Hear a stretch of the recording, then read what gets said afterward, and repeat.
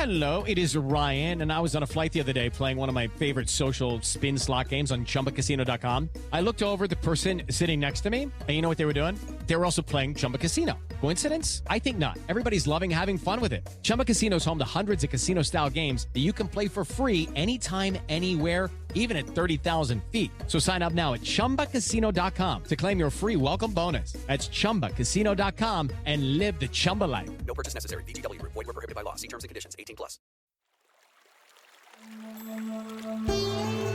Hi, everyone. I'm Deb Flashenberg. Welcome to Yoga, Birth, Babies, a podcast produced by Prenatal Yoga Center. We will be diving into everything prenatal yoga, birth, and baby related, hoping to inspire, educate, and empower you through your journey into motherhood. Thank you for listening.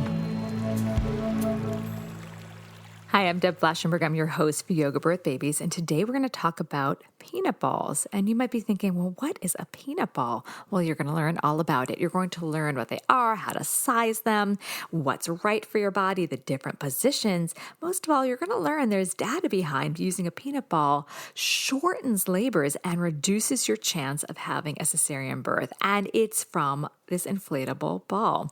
So to talk about the peanut ball, I have the peanut ball lady, Cheri Grant. She has so many initials after her name. I'm going to have to just bypass that and give you more of the words about that. So she is known, as I mentioned, as the peanut ball lady. She's the founder, chief contributor, and inspiration for Premier Birth Tools. And she wants to make sure that everyone understands how to use the peanut ball correctly, as one size does not fit all. For over 45 years, she has served pregnant people as a labor and delivery nurse, a childbirth educator, a lactation consultant, a national speaker, an author, doula, and doula trainer. This lady has been doing work for years. She has attended over 2,000 births, so she knows what she's talking about. So stay tuned, listen to that conversation, because she's delightful. She's energetic. She's just filled with knowledge. I really enjoyed that conversation. Before we get to that, I'm excited to announce that our scholarship, our BIPOC scholarship for our teacher training, is available. We have 3 spots available for the November and December teacher training. The due date for those applications is September, I believe it's September 5th or September 6th. I think it's September 5th. So get your applications in if you're interested in that. We have about 8 spots left for that teacher training. So if you want one of them, grab them. It's our 85-hour online teacher training. Normally, Caprice and I travel around the country and do this, but the country's not really wanting us to travel around because of COVID right now. So we're taking it online, and we're just going to continue doing all this online. Also online, we have all of our workshops. We have our daily prenatal yoga classes. We've got Baby and Me and postnatal. And I actually I like to think data, not drama. That's kind of my mantra. And I'm very science-based that way. And I was looking at the waivers and the registration that's been coming in. And I just checked back about a week, just to see, just kind of a snapshot of the week. And we actually have twice as many people joining our community from outside of New York than from inside of New York, which just shows that our community is growing. We have busted beyond the brick and mortar, and we are really welcoming and supporting so many new and expectant parents. And I find that exciting. And I want to thank you for being part of our community. It's just so wonderful knowing that we're banding together and supporting people. What else? I think that's pretty much it. If you haven't already, please leave a rating and review from wherever you listen to this. It helps people find us. And again, we have just a ton of online stuff, from our teacher training to our smaller courses, to our workshops, to our classes. All right, that's enough of me. Let's take a quick break. When we come back, please enjoy my conversation with Cheri.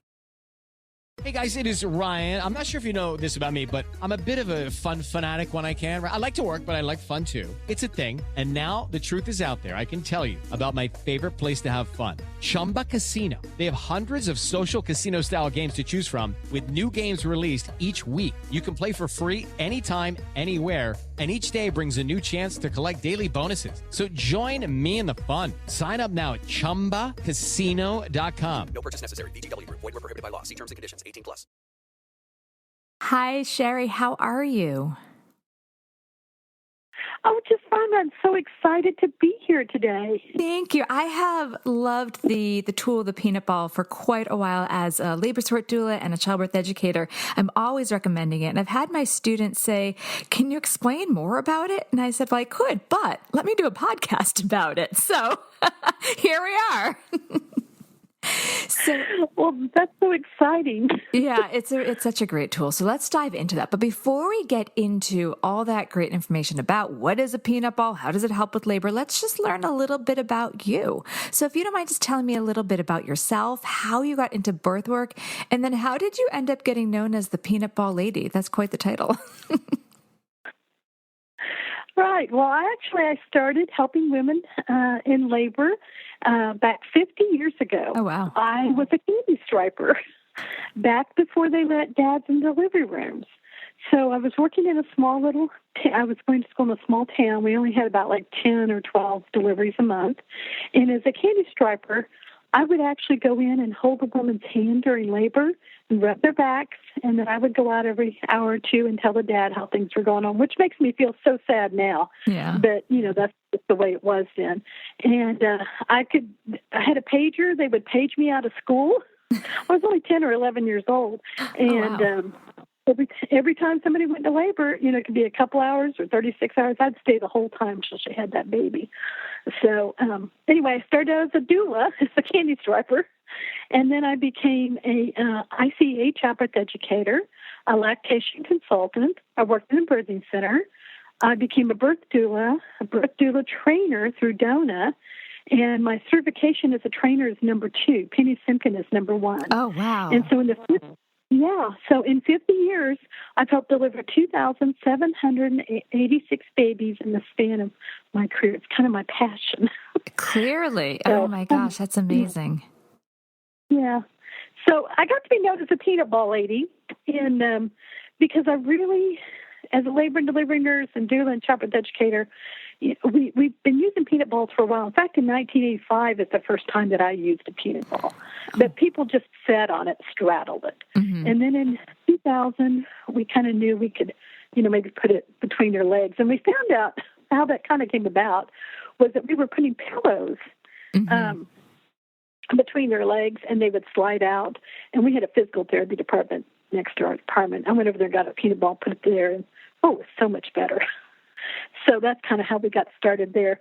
But most of the literature and everybody was using was just putting the peanut ball between their legs on their side, and that was it. So as a doula and a labor and delivery nurse, working with clients, I found there were other positions. So in 2014, the Lamaze and DONA asked me to speak nationally about peanut balls, and that's where I actually introduced all the new 7 positions of peanut balls.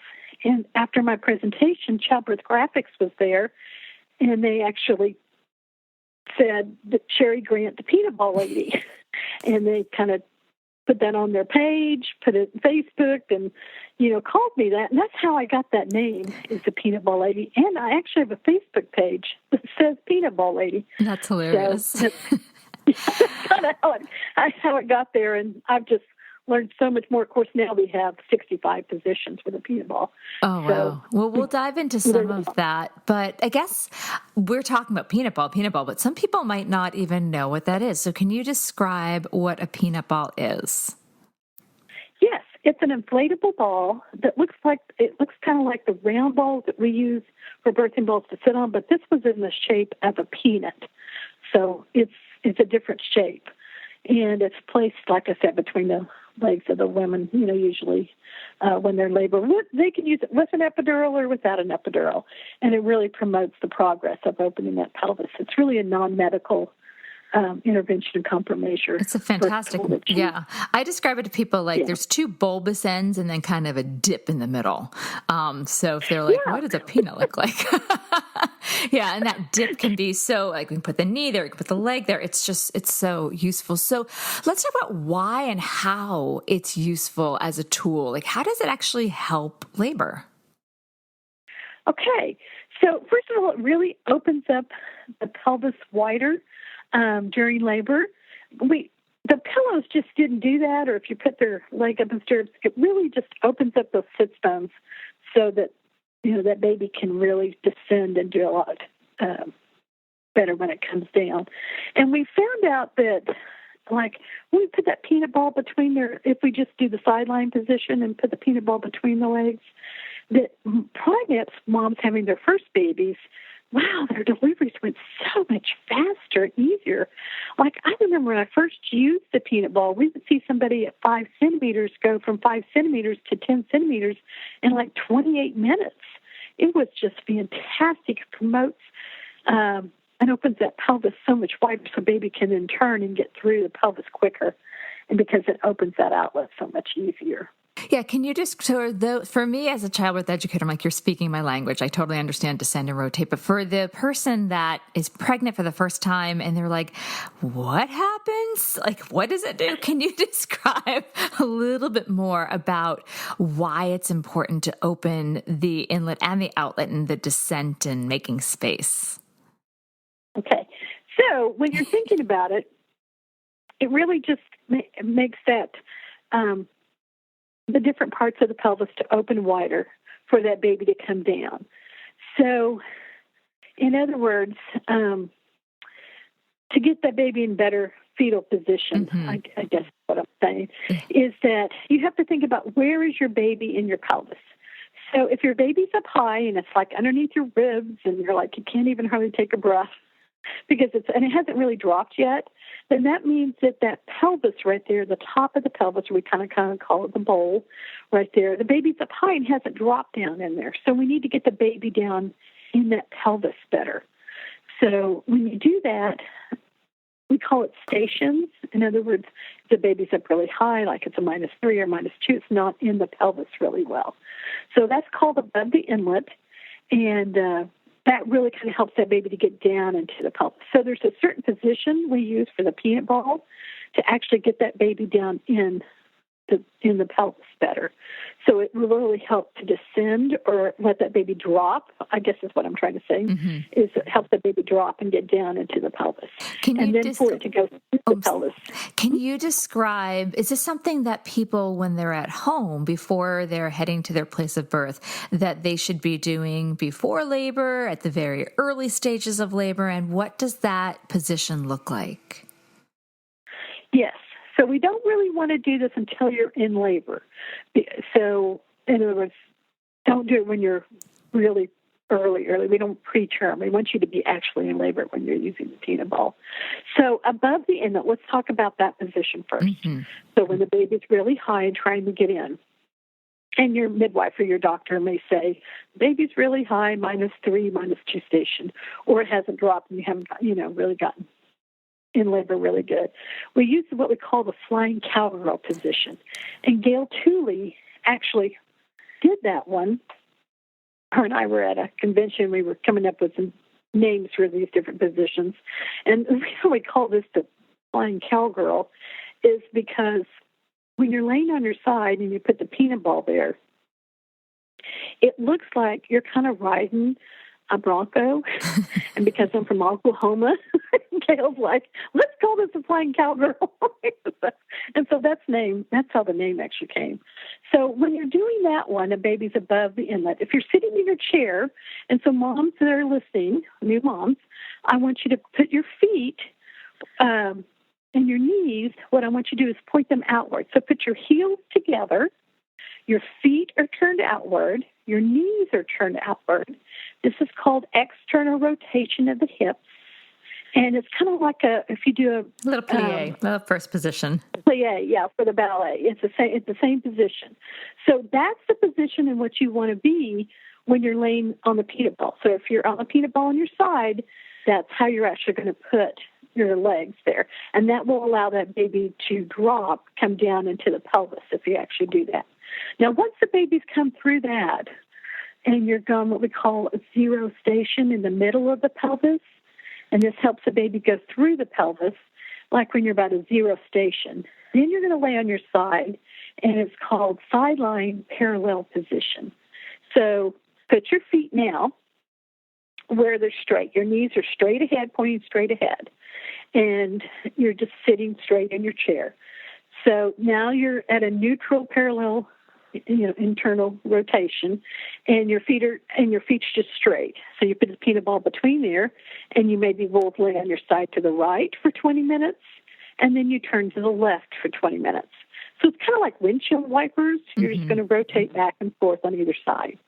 And then when the baby drops down into the +1 station, we're going to do what we call knee to knee, and that's to get that baby out. So that makes more room in the pelvis outlet from side to side position, and you put your knees together, and that helps the pelvic outlet across the more narrow part of the oval. So now we're going to sit in your chair, put your knees together, your toes together, okay? And when you do that, if you actually put your hands underneath on your bottom in your seated chair and put it straight, and then put your knees together, you can feel your sits bones open up a little bit more, so you can see where it gives more widening of that. So it's knee to knee, toes to toes, and your heels are out. And that is internal rotation of the hips. And your knees are pointing together. And if you're on your side and you put your knees together, I always have you put a little towel between your knees, and that will help with that. So that's kind of the three main positions, depending on where the baby is in the relation to the pelvis. I love that you went through that. So we teach that in our prenatal yoga classes about the toes out. It's the inlet that's open, neutral, and then internally rotated, the sit bones wide, and it's the outlet that's open. And so it's exciting to hear you talk about this, because all the students that take yoga classes, prenatal yoga classes at Prenatal Yoga Center, you are already singing their language. They're like, yep, we know if we're birthing, we want to squat, we want our toes forward, we don't want our toes out. So it's really exciting that we're really communicating similar information, because I think the more people hear it in different ways, it can sink in deeper. And then there's also familiarity with it. So I just want to say I'm so happy that we're really on the same page with this. Oh, that makes me so excited, because, yoga is so wonderful to use in labor. It's just, I just love it when people come in and use the different positions. But sometimes if you get an epidural, it's hard to do those poses. And so a peanut ball can really help to facilitate that. Absolutely. All right, we're going to take a super quick break. When we come back, I actually remember reading there's some data about this. I'm not a scientist, but I feel like I should have been. I love when there's data. So when we come back, let's talk about some of the data supporting the use of a peanut ball to shorten labor. Okay, we'll be right back. With the Lucky Land Slots, you can get lucky just about anywhere. This is your captain speaking. We've got clear runway and the weather's fine, but we're just going to circle up here a while and get lucky. No, nothing like that. It's just these cash prizes add up quick. So I suggest you sit back, keep your tray table upright, and start getting lucky. Play for free at LuckyLandSlots.com. Are you feeling lucky? No purchase necessary. Void where prohibited by law. 18+ terms and conditions apply. See website for details. Spin your passion into a business with Shopify and break sales records with the world's best converting checkout. Let's hear that one more time. The world's best converting checkout. Shopify's legendary checkout makes it easier for customers to shop on your website, across social media, and everywhere in between. Now that's music to your ears. Any way you spin it, you can be a smash hit with Shopify. Start your $1 a month trial today at shopify.com/records. Okay, so will you dive into some of that information about the data that supports the idea that using a peanut ball can shorten labor? Yes. So there was the very first article that came out was in the Journal of Perinatal Education by Tussey in 2015. And it was reducing the length of labor and cesarean surgery rate by using a peanut ball. Now, Tussey randomly assigned women in labor who had an epidural, so she only used this study only with people with epidurals, although you can use a peanut ball with or without an epidural. So with this study, it was just with epidurals. You came in and you got a little card that says use a peanut ball or not use a peanut ball. Huh. And the study was actually done in 2009, 2010, but it was reported in 2015. This labor and delivery unit had 20 patient rooms, and there was 1 nurse to 2 patient ratio. They had a 68% epidural rate, and a 32.5 C-section rate when this study, they did it in the United States. So the peanut ball was placed between the legs immediately after they lay down and got the epidural. So they only did one position, just laying down, putting the peanut ball between her legs. And then they repositioned them every hour side to side is what they did. And then when they started to push, they took the peanut ball out. Now, there was 100 women in the group with the peanut ball, 100 women without the peanut ball is how they did it. But they showed that the stage of labor, the first stage of labor, was decreased by 29 minutes. And the second stage was shortened by 11 minutes. And there was no neonatal or maternal outcomes that, significant. There was nothing that they had any problems with it. They did have that. They noticed the C-section rate decreased by 13%. That's huge. By only using that. Yeah, only by using that one position, and that's it. So that was most exciting was that first study they did in 2015 by reducing the C-section by 13%. Now, we've had two more recent ones that I want to talk about just real quick. Yes, please do. We had one in 2019 by Hickey, and this was in the Nursing for Women's Health A1 in June of 2019. And the study was the effect of peanut ball and position changes in the women with an epidural. So it was still just epidural only. This study showed that overall the women with the peanut ball in the group was very small. It was only 100 people, so 50 in both. But they showed 50% less likely to have a C-section. So is that because they're saying because most likely baby was able to descend and rotate so they didn't have failure to progress, which is the number one reason that first-time parents have a unplanned cesarean? Do we think that's the reason, or or they give? Oh, that is the reason. Okay, I'm like, or is there more? No, okay. That is the correct reason. Yes, that is the correct reason. It seems pretty straightforward. It really was. And, with an epidural, if you're just laying on side to side, that really doesn't open, very well or descend very well or drop. Right. So that's where you're going using that peanut ball. They really came through the pelvis better. Now, I have to tell you one more study. Yes. This was really exciting. That came out in 2019. And it was in Joggin, which is the Journal of Obstetrics, Gynecology, and Neonatal Nursing in June of 2019. It was a nurse-driven initiative to reduce the C-section rate. So what this hospital did is they came in and said, we know your nurses know how to use a peanut ball, but we want to make sure everybody knows it correctly. Mm-hmm. We want to make sure that you have the correct information, because I know it's all kind of that you've learned, not all together. So what they did is they came in and did a peanut ball in-service for all their nurses, did a checkoff list. In fact, we provided them the whole in-service package with a checkoff list. And when they did that, they actually in 6 months saw another reduction of 6% for the C-section rate. So once the nurses were taught correctly and they were all knowing everything how to use them right, it decreased the C-section rate by another 6%. That's so great. So when you made sure, absolutely, this is exciting. So when you went in and worked with them and gave the checklist and were like, okay, here's how to do it right, what were some of the common misuses? Because I can imagine people like right now they're listening, they're on Amazon, they're ordering their peanut ball, but they don't know exactly what to do. You mentioned like put it between the knees, but what were some of the missteps that they got it and they're like, now what do I do with this? Well, the very first one we found out was the nurses were going in to get a peanut ball, and they picked their favorite color. They didn't look at size. They didn't get a size. Okay. They're like, I always like the pretty blue one. I just use that one. Or I like the pretty red one. They didn't always look at what size was correct for that patient, for that position. Well, that was a question I was going to ask later. So let's go to this now. I have it on my list for later, like how does someone figure out their right size? So let's just take a detour to that, and then we can go back to what other errors might be used. Oh, okay.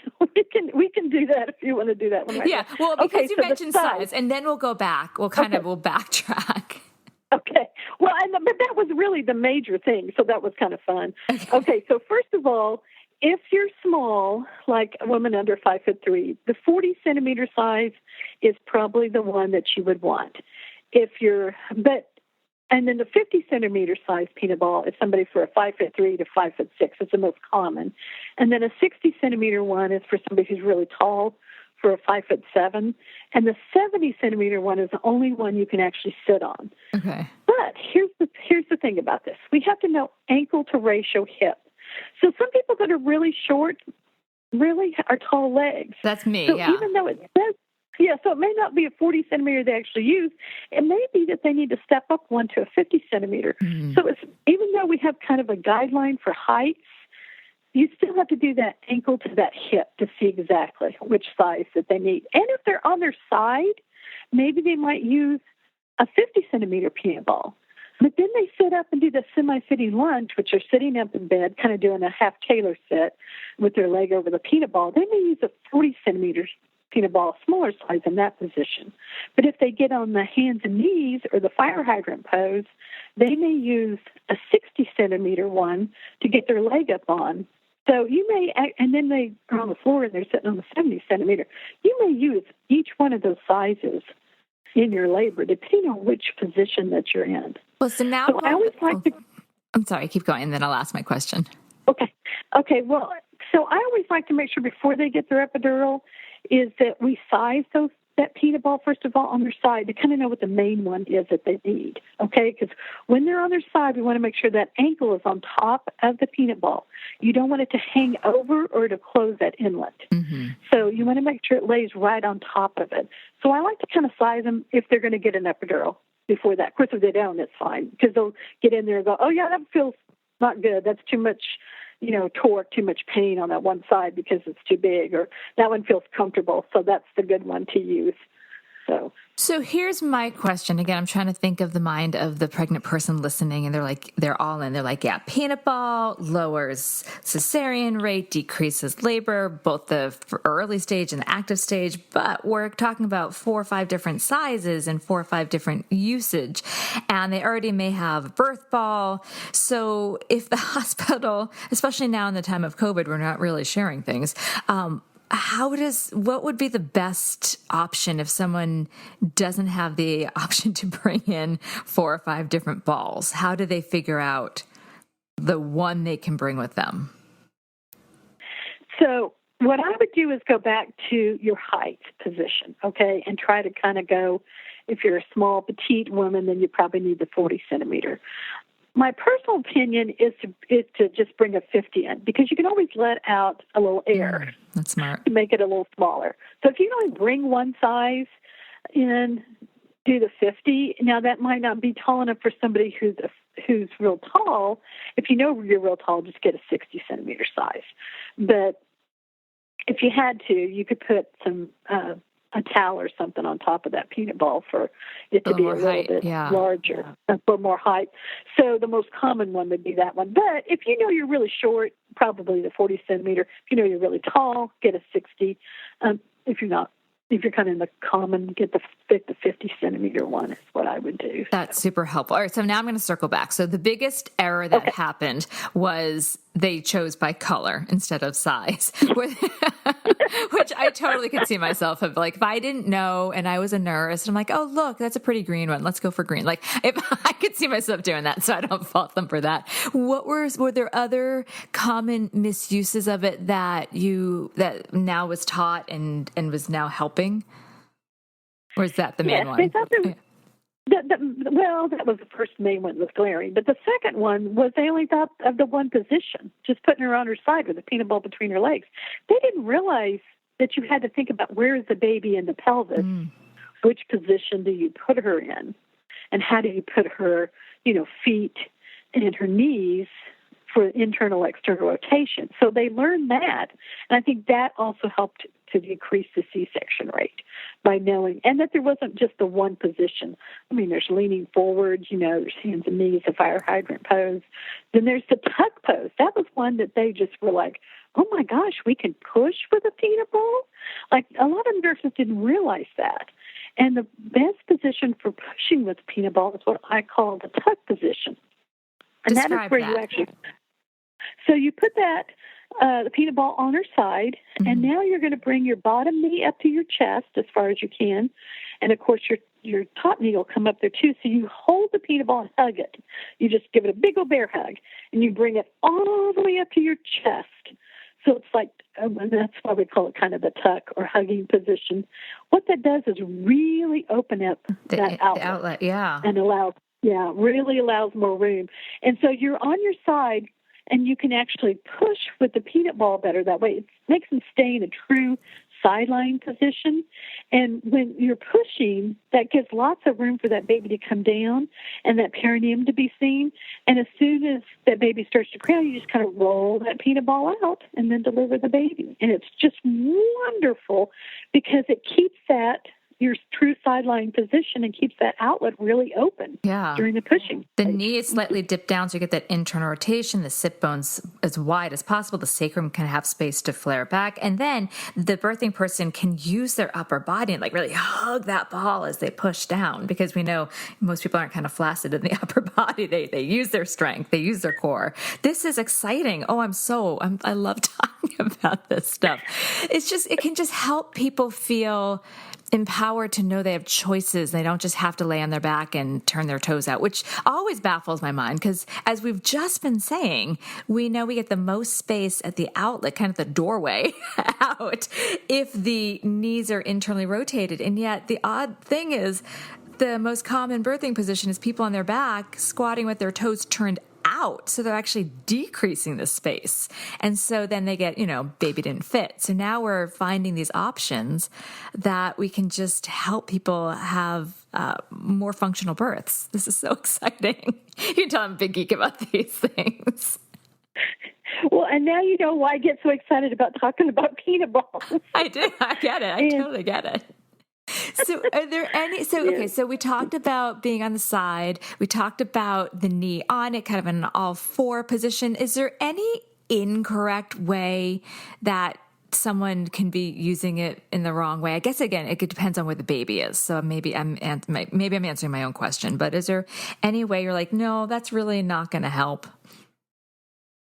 Well, the other thing mostly is the size. If you had too small of a size of a peanut ball, it's not going to help to open it up at all. So if you had incorrect size on a patient using a peanut ball, that's, if the ankle hangs over, it's going to close everything up. And that's where we see the big glaring things, is that they haven't got the correct size that they're using. That makes sense.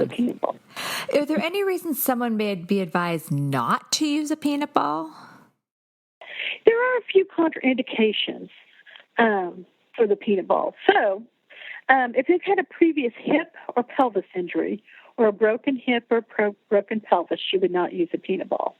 If your pubic bone symphysis had dissection, that would not be good to use a peanut ball. Any hip or ankle problems would be another couple of reasons not to use the peanut ball. And you don't want to leave them in the same position for a very long, extended time, especially if they have an epidural.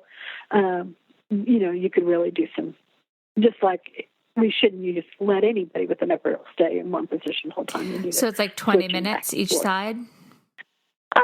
30. I mean, you can leave them up to an hour. Let me just say, like, once you get the epidural and you want to lay them down and they want to rest and turn up the lights for an hour, that's fine. I just wouldn't go past an hour, on either side. I like to do 20, 30 minutes on one side and then turn to the other side for 20, 30 minutes so that you can get that baby to kind of come through there. But at the beginning, if you just need to let them rest or whatever, that's fine too. All right, so nothing if they had, you said, pubic symphysis. I could imagine that really spreading the legs with that ball would not feel so great. And then any sort of like more in the hip, like in the acetabulum, like labral tears or anything in the hips because it's a lot of rotation. Is that the main thing? Correct. Okay. Yes. Okay. That's good for people to know. Ankle problems. Okay. Yeah, any ankle problems or broken hips or broken pelvises, anything like that, yeah. So then another question I have, so again, I'm loving this as a tool because it's a very easy tool to use. It seems, again, we're not dealing with changing the body chemistry in any way. It's not invasive. It's pretty straightforward. But what if a care provider or hospital is not accustomed to the birthing person using that? How is it best that the idea is introduced? Because I can imagine if someone's like, what? They're used to, I feel like birth balls have kind of become mainstream, but then someone comes in with this peanut ball and it's not really received. How does someone, I guess, introduce the idea of it to the hospital? Or have you heard of any hospital or staff being like, no, we're not going to do this? Well, we still have hospitals and birthing centers that still do not have peanut balls, or I've never heard of it.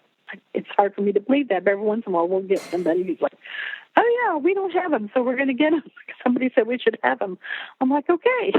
Well, when I was a doula, and granted, it's been a while since I've done a birth, but they were not used. Even birth balls were not available. Like, people brought their own. The hospital didn't provide them. Yeah, during COVID right now, I will say it's kind of a little different because they're not really using them between patients. Usually you have to bring your own in if you're going to use it. But one of the things that if it's a hospital or birthing center or midwife or anybody who really never used a peanut ball, as an expectant mom, one of the things I would do is get one of the peanut ball charts that has the different pictures and they can show them. Because one of the charts has a picture of just a woman on her side with pillows or just her leg up and strip. And then the next picture right beside it has a peanut ball picture when they're on their side, and it shows how much wider that is. If you can bring your peanut ball with you, this is like the thing that really helps so much. If you get the nurse to lay down on that couch there that's in the birthing room, put the peanut ball between her legs on her side, and then do the tuck position, it is a light bulb moment for anybody. If you can just get them to actually practice and do that, they're like, oh my gosh, I'm going to use this on all my patients. Because when they physically feel how much wider that is, that really does help. And then we have a free informational packet that's for nurses and doulas and midwives that you can actually get and take that in with you to the hospital and show them. And it's free. So sometimes that kind of helps because it has some of the data, the research on it, and nurses are really into that. And it shows that. So if they haven't really heard about it or read anything about it, it shows pictures, it shows the two different things. And I believe you sent that to me. I have something, evidence-based research handout free. Is that the... Perfect. Then I'll make sure that's in our show notes. All right, listener pals, make sure you head to the show notes that you can grab that. I'm going to also put in the show notes. You sent me this wonderful 12-minute YouTube video of I think it was 7 different positions of using, and also the different sizes of the peanut ball, so people can see. Because I was surprised how big the big one was. I'm like, whoa, that's the size of like a 9-year-old. I mean, it's big. Wonderful. Yes, and actually, if they go to our website, we have lots of different free videos on there. So, in the show notes, if you can also put in, I'll make sure that you get this. But there's a free childbirth positions packet that shows different other positions, not just peanut ball positions they can have for free. Oh, perfect, so there's a free peanut ball packet, and there's a free childbirth positions packet, and then there's free videos and the research and stuff that we have on there for your listeners. Oh, I love resources. I love digging in. Before we take our next break, is there anything else about the peanut ball that I haven't asked that you're like, people need to know this, or do you think we covered it all? The one thing they really need to know is make sure you put a cover on the peanut ball. Okay. Don't use it without a cover. So there's peanut ball covers you can use, or if you're in the hospital, a lot of them will put a plastic trash sack over it, and then actually if you put a patient gown, because it ties it to the peanut ball, that works better than a sheet, and then put your blue pad or green pad on top of it, because really you don't want to use that peanut ball without some kind of cover, because we're placing it between your legs. Yeah, actually, and you mentioned the gown. I used to tie a gown around the birth balls. That's such a good point. All right, we're going to take another quick break. When we come back, now you've done over 2,000 births. You've been in this field with working with new and expectant parents for over 50 years. So I'm going to ask you to pick one tip or piece of advice from your vast knowledge and that you'd like to offer to new expectant parents. We'll be right back. With Lucky Land Slots, you can get lucky just about anywhere. Dearly beloved, we are gathered here today to... Has anyone seen the bride and groom? Sorry, we're here. We were getting lucky in the limo and we lost track of time. No, Lucky Land Casino, with cash prizes that add up quicker than a guest registry. In that case, I pronounce you lucky. Play for free at LuckyLandSlots.com. Daily bonuses are waiting. No purchase necessary. Void where prohibited by law. 18+. Terms and conditions apply. See website for details. Okay, so what percolated to the top of your mind out of all of your information, all of your experience? Okay, this is what I want to say. Listen to your body. You're in control, and you can do this. And you need to know that there's lots of different positions that you can use during labor. So please make sure that you're changing positions every 30 minutes to an hour. Don't stay in the same position. Get up and dance, do some yoga positions, do some other childbirth positions, use a peanut ball, use a birth ball, but listen to your body. And this will allow you to be really an active participant in your birth experience, and your body's going to tell you what position you should try. That's so, and because when I love that you said that, it's also like your body and baby are having, this is how I think of it, like a conversation during labor. And if we really let our bodies lead, it's because the baby's saying, I need you to move this way so I can rotate this way. I need you to move this way so I can descend and rotate this way. It's like it's like a little team conversation. At least that's how my mind interprets that. Oh, this has been so great. Where can people find your work? Okay, if you'll go to premierbirthtools.com, we have all those free resources for you and all those videos. Even if you're having a home birth, we have a video on peanut balls and home birth. So that's even in there. And I know you're going to put a lot of links in your podcast. I am. Here, and then for your listeners. And then also we have a Facebook page if you want to follow us, Premier Birth Tools. That has a lot of things on Facebook. I do have a Facebook page called the Peanut Ball Lady, so that's there too. But the Premier Birth Tools is the one that has all the information. When you go there, we have, like I said, lots of videos, lots of free resources. We have peanut balls. We have rebozos. We have a set of 14 charts that has 430 pictures and 225 different positions to use the birthing bed. So that's really awesome. That is really awesome. So if one position doesn't work, try another, and then try another, and try another, and listen to your body, listen to your baby, and trust your body and trust your baby. Wow, I've really enjoyed talking to you. Thank you so much for your time. Well, I just really appreciate you asking me to be here today and to talk about peanut balls, which are my passion. Thank you so much, and new moms. You can do this. I'm so proud of you for listening. Thanks, Eric. Be well. This has been an episode of Yoga Birth Babies, produced by Prenatal Yoga Center. You can catch us on Facebook, Twitter, Instagram, and Periscope. I'm Deb Flaschenberg. Thanks for listening. With Lucky Land Slots, you can get lucky just about anywhere. Dearly beloved, we are gathered here today to... Has anyone seen the bride and groom? Sorry, we're here. We were getting lucky in the limo and we lost track of time. No, Lucky Land Casino, with cash prizes that add up quicker than a guest registry. In that case, I pronounce you lucky. Play for free at LuckyLandSlots.com. Daily bonuses are waiting. No purchase necessary. Void where prohibited by law. 18+. Terms and conditions apply. See website for details.